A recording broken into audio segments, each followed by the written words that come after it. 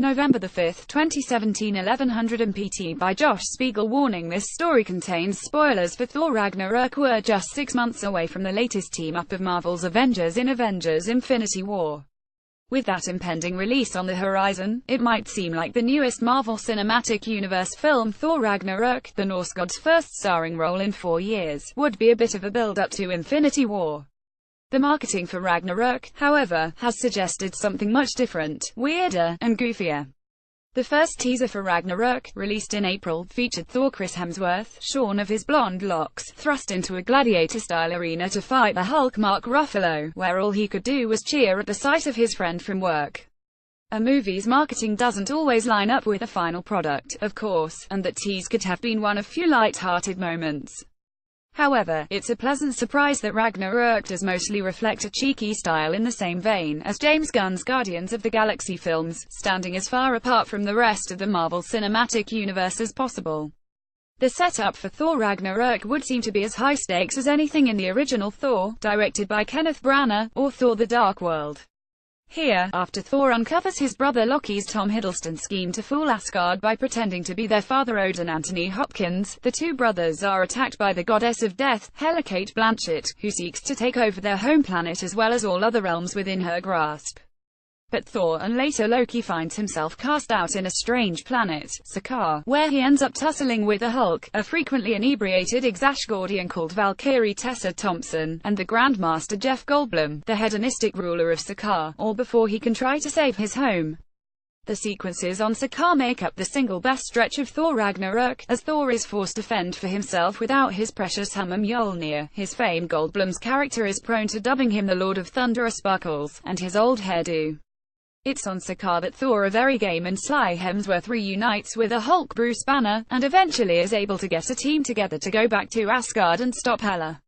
The third act of the film, even with its more distinctively weird images such as Hela's multi-pronged crown, feels more in line with the Marvel movies of old.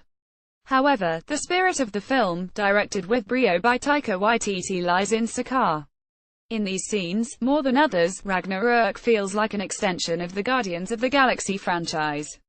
Even though Thor is clearly a more powerful being than Peter Quill's Star-Lord, the way that Hemsworth portrays the Norse god is more like the kinds of bumbling movie heroes from the 1980s that Quill idolized before being taken away from Earth as a child, like Jack Burton from Big Trouble in Little China or even Indiana Jones circa Raiders of the Lost Ark. After Thor's arena battle with the Hulk, the two Avengers find themselves bantering much in the same way that Quill Star-Lord does in the Guardians films with Drax the Destroyer and Groot.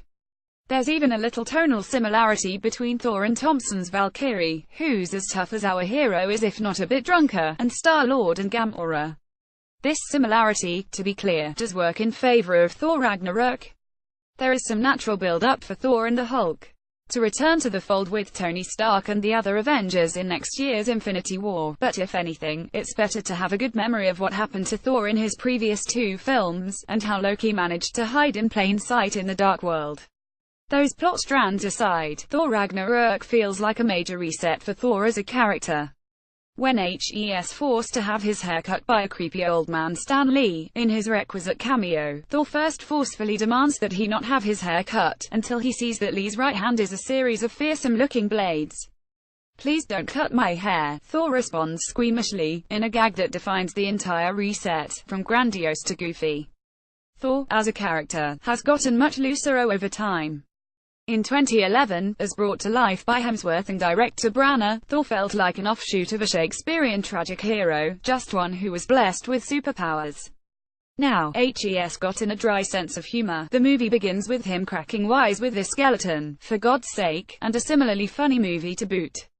Thor Ragnarok does not quite measure up to either of James Gunn's Guardians of the Galaxy movies, not as able to thread the needle between silly and emotional in the last act, but it's a vastly better film because it takes its cue from Gunn's anarchic, self-aware version of the standard superhero fare. Thor Ragnarok